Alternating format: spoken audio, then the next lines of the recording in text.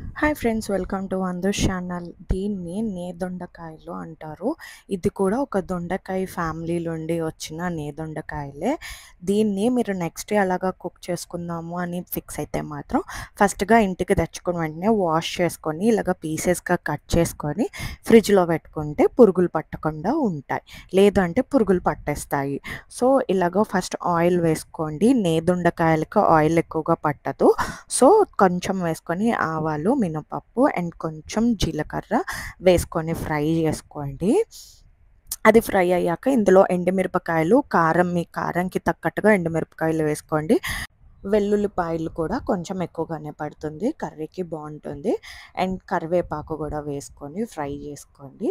ఇక్కడ మా అమ్మమ్మ ఈ కర్రీ చేస్తుంది, సో కరివేపాకు ఎక్కువగానే వేస్తుంది మా అమ్మమ్మ.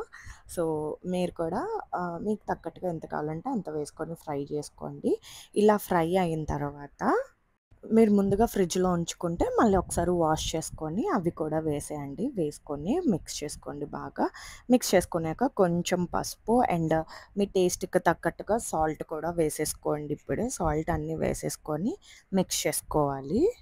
ఏ సీజన్‌కి ఆ వెజిటబుల్ పక్కాగా తినాలి. సో ఇప్పుడు నేదొండకాయలు వచ్చినా కూడా మా డ్యాడీ వాళ్ళు కొంటారు. సీజన్ బట్టి ఏ వెజిటబుల్ వస్తే ఆ వెజిటబుల్ కొని ఇంట్లో కుక్ చేస్తారు. మీకు గానీ ఎప్పుడైనా ఎక్కడైనా కనబడితే మాత్రం మీరు కూడా కొని ఇంట్లో ట్రై చేయండి, బాగుంటుంది. అండ్ మిక్స్ చేసుకున్నాక ఇలా లిడ్ పెట్టుకోండి 10 మినిట్స్. ఆవిడకే ఉడికిపోతుంది కర్రీ. చూసారు కదా, వాటర్ ఏమి వేయక్కర్లేదు.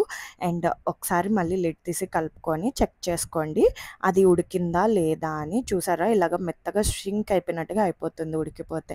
సో ఇంకా మా వెజిటేబుల్ కూడా ఉడికిపోయింది. ఇంకా మేము కూడా స్టవ్ ఆపేస్తున్నాము. దీనికి వాటర్ వేయక్కర్లేదు, ఏమీ లేదు. సో మీరు వీటితోటే ఉడకబెట్టుకుంటే అయిపోతుంది.